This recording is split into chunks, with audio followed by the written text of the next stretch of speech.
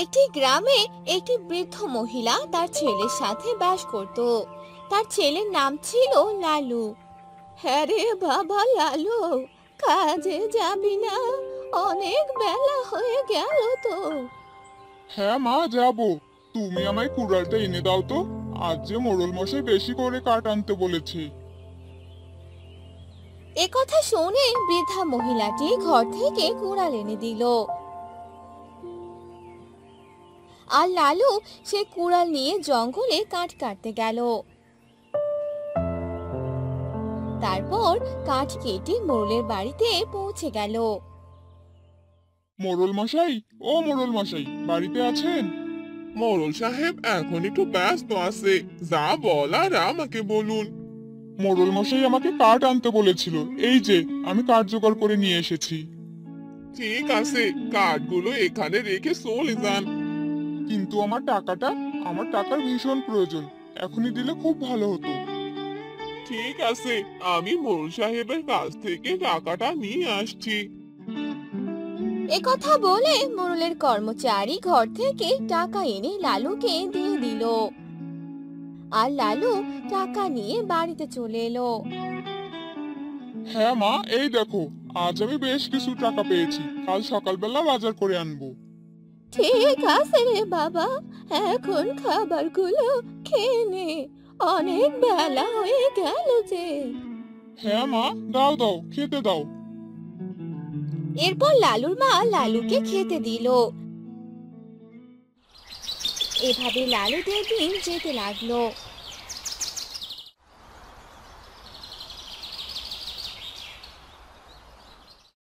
একদিন লালু কাঠ কাটার জন্য জঙ্গলের দিকে যেতে লাগলো। তখনই লালুর সাথে তার বন্ধুর দেখা হলো। আরে লালু, কাঠ কাটতে যাচ্ছিস নাকি রে? হ্যাঁ রে, কাঠ কাটতেই যাচ্ছি। তা তুই কোথায় যাচ্ছিস? আমি তো বাজারে যাচ্ছি দোকানটা খুলতে। তুই যে কাঠ কাটতে যাস, তোর ভয় করে না? ভয়? কিসের আবার ভয়? এই যে জঙ্গলে যাস, জঙ্গলে কত ভূত পেতনি পশু পাখি, এরা যদি তোর কোনো ক্ষতি করে দেয় তাহলে? কি সব বলছিস? জঙ্গলে কেন এসব থাকবে? আমি তো একদিনও এসব কিছুই দেখলাম না। আছে বন্ধু আছে, আমি শুনেছি ওই জঙ্গলে এসব বেশি থাকে। সাবধানে থাকিস, বুঝলি? হ্যাঁ হ্যাঁ, একদম সাবধানেই থাকতে হবে। আমি এবার যাই তবে। একথা বলে লালু সেখান থেকে চলে গেল আর জঙ্গলে গিয়ে কাঠ কাটতে লাগলো। কাঠ কাটা শেষ করে সে একটি গাছের নিচে বসে বিশ্রাম নিতে লাগলো। কিছুক্ষণ পর বাড়ির দিকে যেতে লাগলো। তখনই লালু একটি পুরনো বাসা দেখতে পেল। আরে, এই জঙ্গলে এত পুরনো একটা বাসা, ভিতরে গিয়ে দেখি তো কিছু আছে কিনা। এই বলে লালু বাড়ির ভিতরে প্রবেশ করলো, কিন্তু কোথাও কিছু দেখতে পেল না। যখনই লালু বের হতে যাবে তখনই সে এক বড়শি দেখতে পেল। আরে, এটা তো বড়শি মনে হচ্ছে। আমি বরং এটা বাড়িতে নিয়ে যাই, কোনো সময় কাজে লাগতে পারে। এরপর লালু কাঠ আর বড়শি নিয়ে বাড়িতে চলে এলো। হ্যাঁ রে বাবা, তোর হাতে এটা কি? মা, এটা বড়শি। বাজার থেকে কিনে আনলি নাকি রে বাবা? না মা, আমি জঙ্গল থেকে বাড়িতে আসার সময় একটা পুরনো বাড়ি দেখতে পেলাম। আর সেই বাড়ির ভিতরে এই বড়শি ছাড়া আর কিছুই পেলাম না। তাই এটা সঙ্গে করে নিয়ে এলাম। কার না কার বসি আনলি? এটা কি তুই ঠিক করলি বাবা? যদি কিছু হয়ে যায়? আরে মা, তুমি এত ভাবছো কেন বলো তো? আমি তো শুধু এই বড়শিটাই এনেছি, আর তো কিছু আনিনি। দশার কথা কি আর বলে গয়ে আসে রে বাবা? আয়, এবার ঘরে আয়।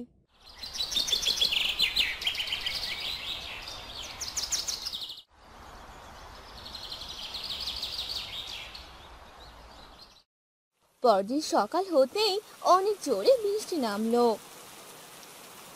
হ্যাঁ মা, কি হলো বলো তো? এত জোরে জোরে বৃষ্টি পড়ছে। বৃষ্টি কমে যাওয়ার তো কোনো নামই নেই। আজ কি কাঠ কাটতে যেতে পারবো না নাকি? বৃষ্টি না কমলে কি করে যাবি রে বাবা? এই বৃষ্টি যে কখন থামবে কে জানে।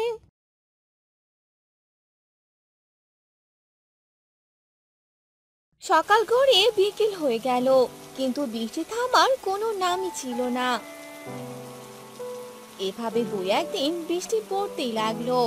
চারদিক বৃষ্টির পানিতে ভরে গেল, মাঠঘাট সব ডুবিয়ে গেল। অন্যদিকে লালুদের করুণ অবস্থা। এই অসময়ে যে বন্যা হয়ে গেল মা, এবার আমাদের খাওয়ার মতো চাল ছাড়া কিছুই নেই। সব দোকানপাটও যে বন্ধ, কারো কাছে ধার করে আনার মতো কিছু নেই যে। তুই বাইরে যাবি বা কি করে বাবা?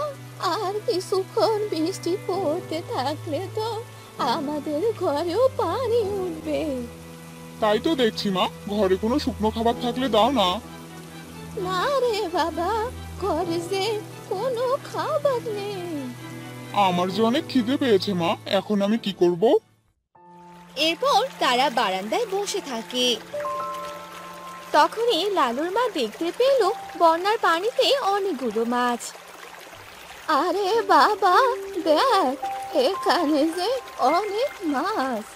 বাবা, তুই বরং ঘর থেকে বড়শিটা নিয়ে আয়। বড়শি দিয়ে কি করবে মা? এখানে মাছ মারবে নাকি? হ্যাঁ রে বাবা, এখানে মাছ মারবো। এরপর লালু ঘর থেকে বড়শিটা নিয়ে এলো, আর লালুর মা বারান্দায় বসে বড়শি দিয়ে মাছ মারতে লাগলো। আর বেশ কয়েকটা মাছও পেয়ে গেল। আরে মা, ভালোই তো, কয়েকটা মাছ পেয়েছো। বন্যার দিনে এভাবে মাছ ধরতে পেরেছো, ভালোই হলো। আর এখানে এত মাছ পাওয়া যাবে এটা তো আমি কখনো ভাবিইনি। হ্যাঁ রে বাবা, এবার তাহলে কোনো অসুবিধাই হবে না। চাল তো আছেই, এবার এই মাছগুলো কেটে আমি বরং রান্না করি। হ্যাঁ মা, তাড়াতাড়ি রান্না করো, আমার অনেক খিদে পেয়েছে। এরপর লালুর মা রান্না করে, তারপর তারা খাবার খেয়ে নিল। এরপর থেকে লালু যতদিন বন্যা ছিল সেই বন্যার পানিতে মাছ ধরে দিন কাটিয়ে দিত। আরে দাদা, এই নাও, তোমাদের জন্য মাছ নিয়ে এসেছি। এই সময় তো কেউ বাজারও করতে পারিনি, তাই সবার বাড়িতেই আমি মাছ দিয়ে আসছি। আরে দাদা, তোমায় অনেক ধন্যবাদ। এই মাছগুলো দিয়ে আমাদের অনেক উপকার করলে। এরপর লালু সেখান থেকে চলে এলো। বাড়িতে আসার পর লালুর মা লালুকে বলল, সবার বাড়িতে মাছ দিয়ে এসেছিস তো? হ্যাঁ মা, দিয়ে এসেছি। এবার এই বন্যাতে আর কারো কোনো অসুবিধা হবে না। তাহলে তো ভালোই হলো। নে, এবার খাবার খেয়ে নে। গ্রামের সবাই লালু ও তার মা ভালোভাবে দিন কাটাতে লাগলো।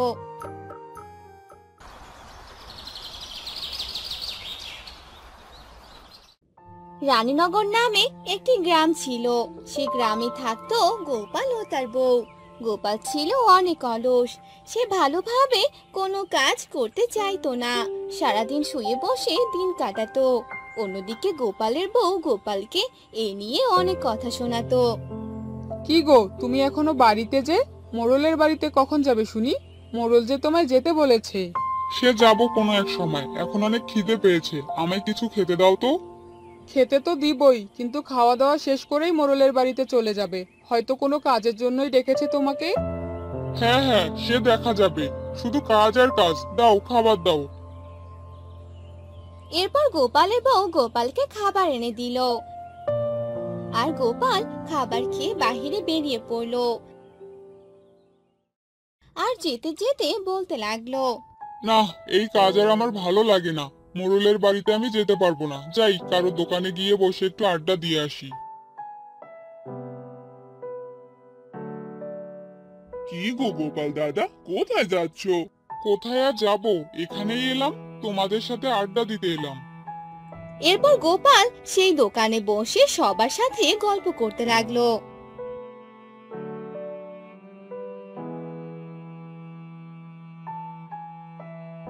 আর বিকেল হতেই মোড়ল গোপালের বাড়িতে আসে আর গোপালকে ডাকতে থাকে। গোপাল, কিরে গোপাল, বাড়িতে আছিস? আরে মোড়ল মশাই, আপনি এখানে? তা কি মনে করে? গোপালকে বলেছিলাম আমার বাড়িতে যেতে, কিন্তু বিকেল হয়ে গেল, গোপাল তো এখনো গেল না। কি বলেন? সে তো সকালবেলা বাড়ি থেকে বের হয়ে আপনার বাড়িতে গেছে। না তো, গোপাল তো আমার বাড়িতে আসেনি। আচ্ছা, আমি তাহলে এবার আসি। আজকে তাহলে বাড়িতে আসুক, এমন শিক্ষা দিব যে কখনো ভুলে যাবে না।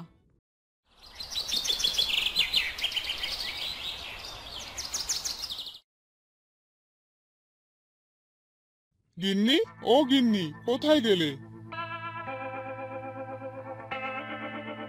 তুমি এসে গেছো? তা কাজ কেমন করলে গো? আর কত টাকা পেলে দেখি?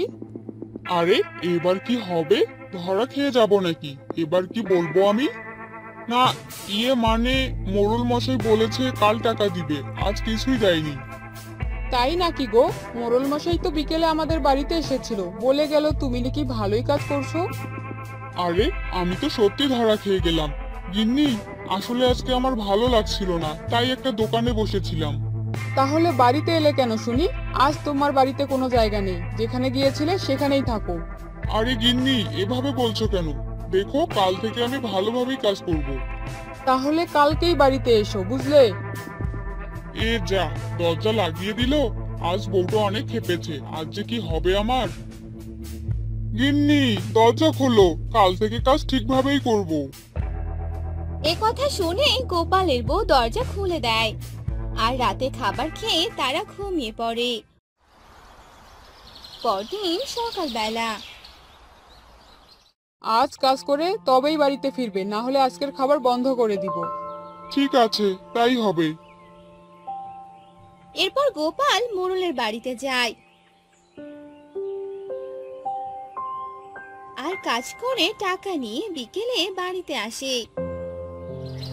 আর এভাবেই কয়েকদিন কেটে যায়। গোপাল আবারও শুয়ে বসে থাকতে শুরু করে।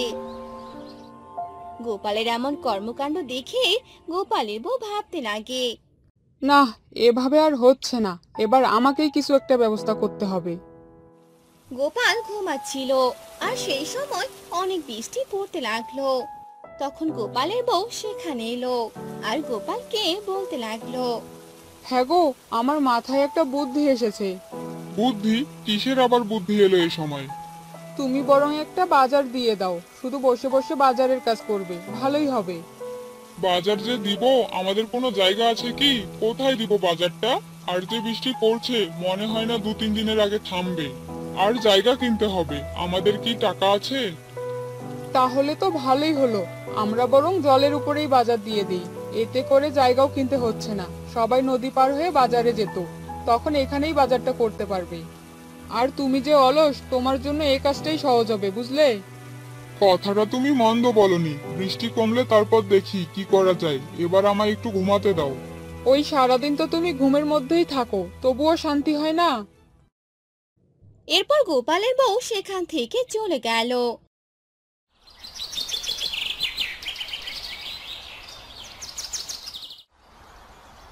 কিছুদিন কেটে যাওয়ার পর তারা জলের উপর বাজার দিয়ে দিল। সেখানে একটি লোক চলে এলো আর বলল। কি গো গোপাল দাদা, তোমার বুদ্ধিটা তো বেশ দারুণ হয়েছে। জলের উপর বাজার দিয়ে দিয়েছো। আমাদের আর নদী পার হয়ে বাজারে যেতে হবে না, তোমার এখান থেকে সব বাজার করতে পারবো। হ্যাঁ হ্যাঁ, তোমাদের জন্যই তো এই কাজ করা, তোমাদের উপকার হলো। হ্যাঁ হ্যাঁ, ঠিকই বলেছো। তারপর থেকে তারা সে গ্রামের সবাই গোপালের কাছ থেকে বাজার করে নিয়ে যেত। আস্তে আস্তে গোপালের অলসতা দূর হতে লাগলো।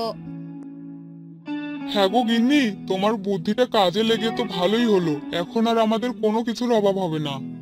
হুম, ঠিকই তো করেছি, তোমার অলসতাও যে কেটে গেছে, এখন ভালোভাবেই দিন কাটবে আমাদের।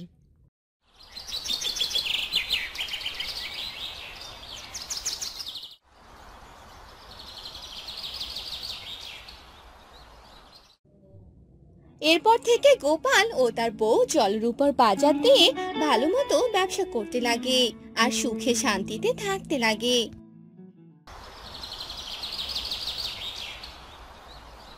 এই নে লক্ষ্মী, এই থালা বাসনগুলো পুকুর থেকে ধুয়ে নিয়ে আয়।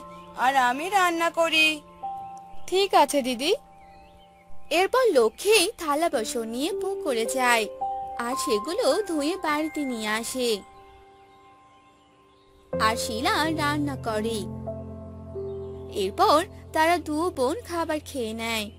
হ্যাঁ রে লক্ষ্মী, আমি কাজে চলে গেলাম, তুই বাড়িতে থাকিস আর হাঁস মুরগিগুলোকে একটু খাবার দিয়ে দিস। গ্রামের সবচেয়ে ধনী ব্যক্তি ছিল গোপাল। তার অনেক জমি আর ছিল অনেক টাকা পয়সা। আর সেখানে শিলা কাজ করত। শিলা রান্না বান্না করত, ঘর মুছে দিত, আরো অনেক কাজ করত। এরপর শিলা হাঁটতে হাঁটতে সে গোপালের বাড়িতে যায়। কি রে, তোর আসতে এত দেরি হলো কেন রে? পিঁপড়ার মতো হাঁটছিলি নাকি? তুই জানিস না সকাল হলেই আমি চা খাই? যা, এখনই চা বানিয়ে নিয়ে আয়। ঠিক আছে মালিক। এরপর শিলা ভালো করে চা বানায় আর গোপালকে খেতে দেয়। তারপর সকালে নাস্তা থেকে শুরু করে সব কাজ করতে থাকে। দুপুর হতেই আকাশে বিদ্যুৎ চমকাতে শুরু করে। তারপর বৃষ্টি পড়ে। এ কি, এ যে অনেক জোরে বৃষ্টি পড়ছে। বৃষ্টি না কমলে আমি বাড়ি ফিরে যাব কি করে? কি রে, একা একা কার সাথে কথা বলছিস? দুপুরের রান্না হয়েছে তোর? হ্যাঁ মালকিন, রান্না হয়েছে। তাহলে খাবার নিয়ে টেবিলে আয়, আমাদের সবার অনেক খিদে পেয়েছে। আর দ্রুত হাত চালা, বুঝলি? এত আস্তে আস্তে কাজ করলে চলবে না। জি মালকিন। এরপর শিলা খাবারগুলো টেবিলে দিয়ে দেয় আর সবাই খাবার খেয়ে নেয়। সবার খাওয়া শেষ হলে শিলা রান্নাঘরে বসে খাবার খায়। আমার কাজ তো প্রায় শেষ, এখন তো বাড়িতেও যেতে হবে। বৃষ্টিটাও একটু কমে গেছে, যাই মালিককে বলে আসি। মালিক, আমার কাজ শেষ, আমায় এখন বাড়ি যেতে হবে। ঠিক আছে, চলে যা, তবে কাল তাড়াতাড়ি চলে আসবি। ঠিক আছে মালিক। এরপর শিলা গোপালের বাড়ি থেকে বেরিয়ে পড়ে আর বাড়ির দিকে যেতে থাকে। আমি বরং জঙ্গলের রাস্তাটা দিয়ে যাই, তাহলে তাড়াতাড়ি বাড়ি যেতে পারবো। এই বলে শিলা জঙ্গলের রাস্তা দিয়ে যেতে থাকে।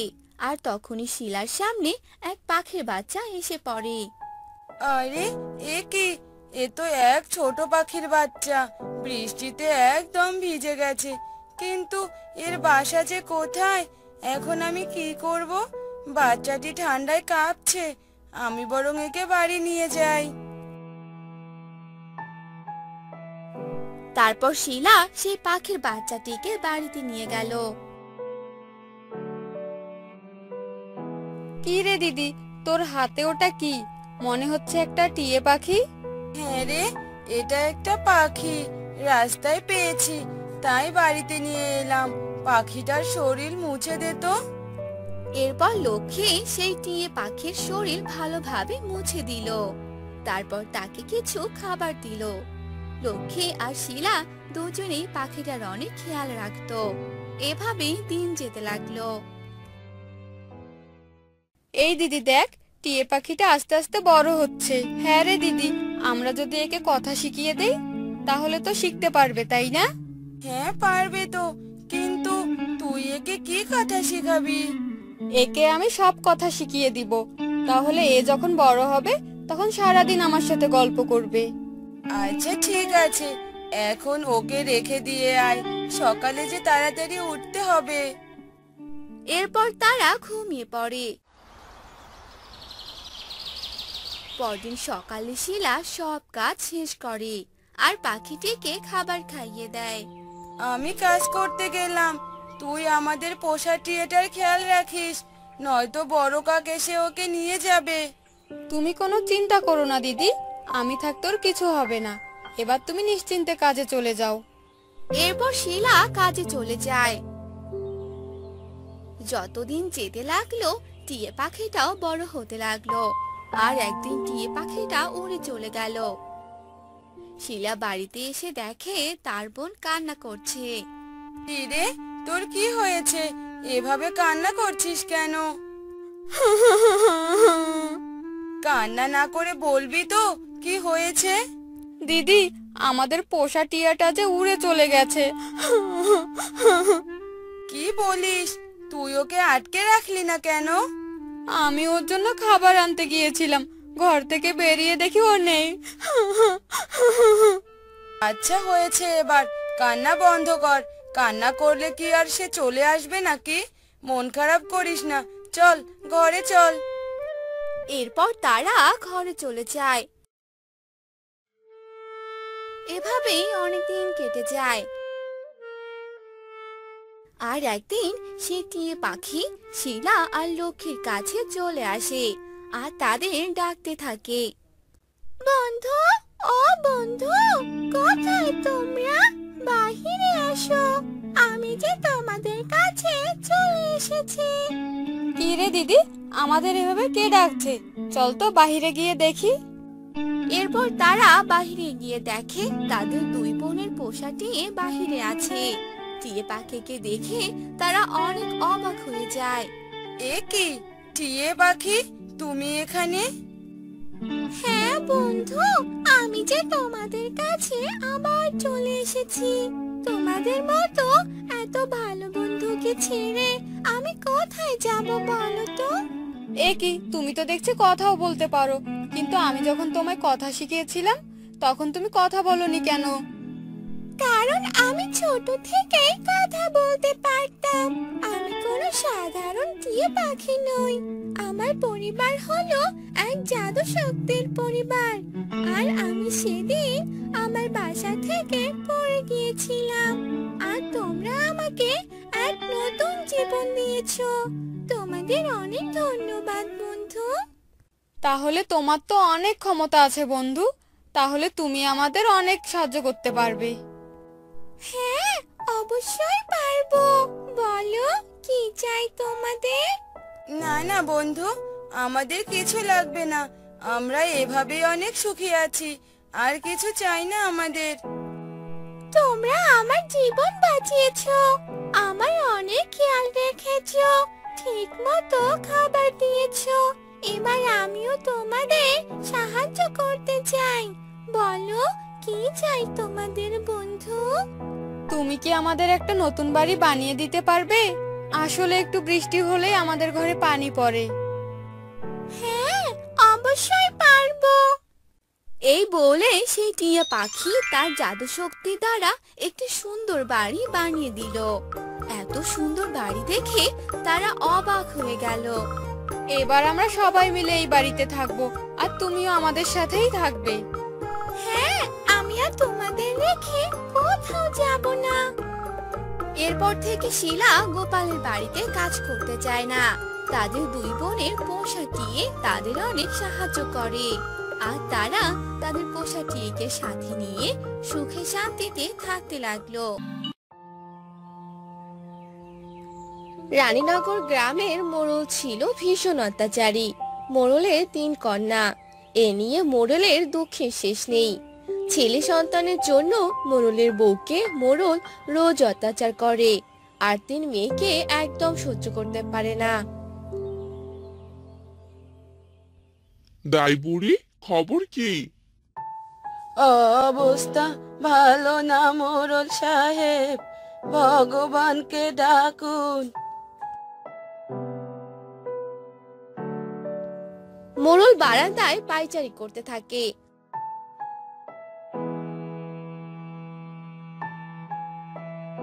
আর এভাবেই কেটে যায় বেশ কিছুদিন।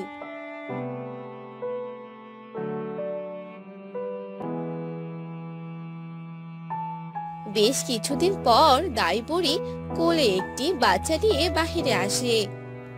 মোড়ল সাহেব, আপনার যে ফুটফুটে একটা মেয়ে হয়েছে। কি, আবার মেয়ে? এবার তো মা মেয়েকে জ্যান্ত পুরব। তার আর দরকার হবে না। বৌমা যে সন্তান জন্ম দেওয়ার সময় মারা গেছে। কিসব বলছো দাই বুড়ি? এ আমার কি সর্বনাশ হয়ে গেল! হায় ভগবান, এই বাচ্চাকে নিয়ে এখন আমি কি করব? এখন কাঁদছেন কেন মোড়ল সাহেব? বেঁচে থাকতে কম অত্যাচার তো করেননি মেয়েটার ওপর। মরে বেঁচেছে মেয়েটা। আমি এখন যাই।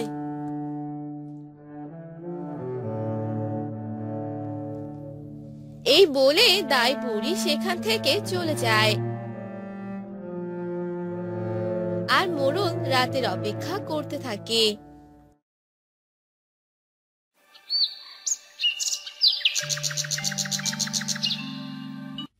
যাই, এই মেয়েকে জঙ্গলে কোথাও ফেলে দিয়ে আসি। বাঘ সিংহে খেয়ে নেবে।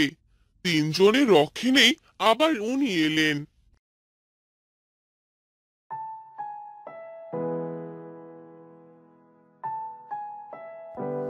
একথা বলে মোড়ল শিশুটিকে কোলে নিয়ে জঙ্গলের পথে হাঁটতে থাকে। বেশ কিছু দূর হাঁটার পরে মোড়ল জঙ্গলের গভীরে চলে যায়।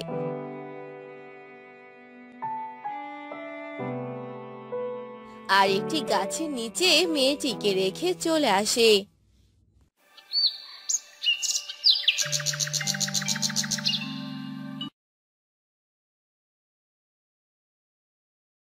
এখন কেঁদে কি হবে বলো? এসব তো তোমার পাপের ফল। ওসব আর মনে রেখো না। মাঠে যাও বাবা। হ্যাঁ রে মা, যাচ্ছি।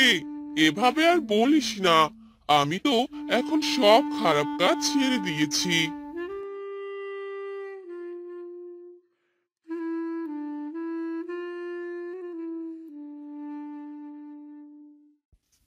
কি মরণ করতে হবে?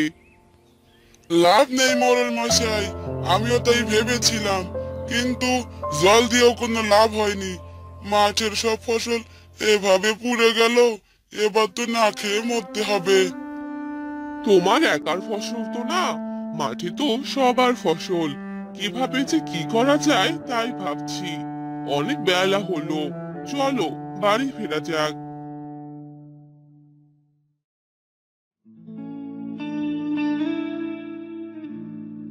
হ্যাঁ গো, সারাদিন কাজই করবে, খেতে হবে না বুঝি? তুমি মাঠে আসতে গেলে কেন? চা রোদ পড়েছে, সাথে গরমও। পাশের গ্রামের খবর কিছু শুনেছো? কেন, পাশের গ্রামে আবার কি হবে? তোমার মনে নেই, পাশের গ্রাম থেকে অন্যায়ভাবে অত্যাচারী মোড়ল আমাদের বের করে দিয়েছিল? ওসব পুরনো কথা ভুলে যাওয়াই ভালো। শুনলাম পাশের গ্রামের মাঠের ফসল সব নাকি পুড়ে গেছে। তাই তো দেখতে এলাম, কিন্তু আমাদের মাঠের ফসল তো ভালোই আছে। কিসব বলছো? তাহলে তো যেতেই হচ্ছে পাশের গ্রামে।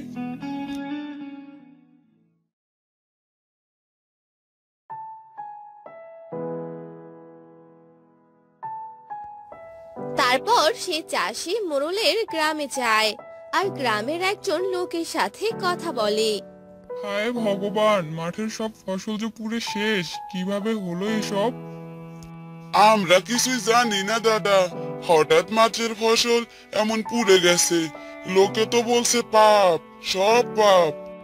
আমাদের মাঠের ফসল তো ভালোই আছে। আমাদের গ্রামে একজন তান্ত্রিক আছে, ওনার কাছে গেলে হয়তো কোনো সমাধান পেতে পারি। তাহলে তো ভালোই উপকার হয় দাদা, আপনি এখনই নিয়ে চলুন।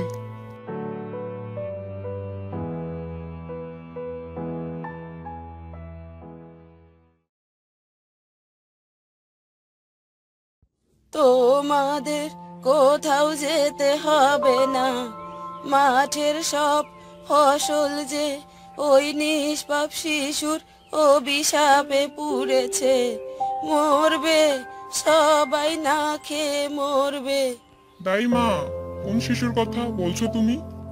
মোড়লের একটি কন্যা সন্তান জন্ম দেওয়ার সময় মোড়লের স্ত্রী মারা যায়। আর মোড়ল রাতের আধারে সেই শিশুটিকে জঙ্গলে ফেলে দিয়ে আসে। আর হিংস্র পশু হয়তো বাচ্চাটিকে মেরে ফেলে। সেই শিশুর অভিশাপেই সব হচ্ছে বাবা। এসব তুমি কি বলছো দাইমা? এগুলো সব সত্যি তো? যদি সত্যি হয় তাহলে এখন আমরা এই অভিশাপ থেকে রক্ষা পাবো কিভাবে? মোড়লকে সবার সামনে তার ভুল স্বীকার করতে হবে, আর এই মাঠে একটি যজ্ঞ করতে হবে, তাহলেই অভিশাপ মুক্ত হবে এই ফসলের মাঠ। আমি কালকে এক তান্ত্রিক মশাইকে ডেকেছি, তোরা সবাইকে এক করে এই মাঠে নিয়ে আসবি। আচ্ছা দাইমা, তাই হবে। তুমি সময় মতো সবাইকে এখানে হাজির পাবে।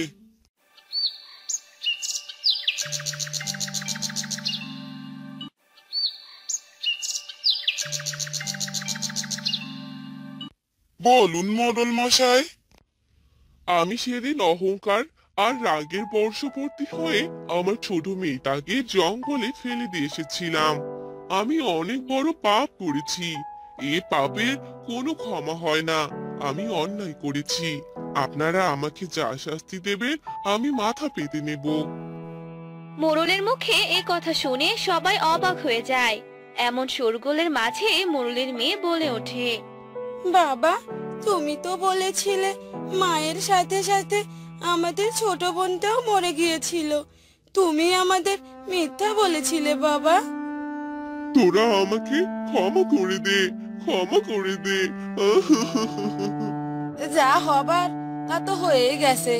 এসব ভুলে গিয়ে সবাই মোড়ল মশাইকে ক্ষমা করে দিন। আর তান্ত্রিক মশাই, আপনি যজ্ঞ শুরু করুন। এরপর তান্ত্রিক যজ্ঞ শুরু করে আর অনেকক্ষণ ধরে যজ্ঞ করে। যজ্ঞ করার পর রানীনগর গ্রাম সাপ মুক্ত হয়।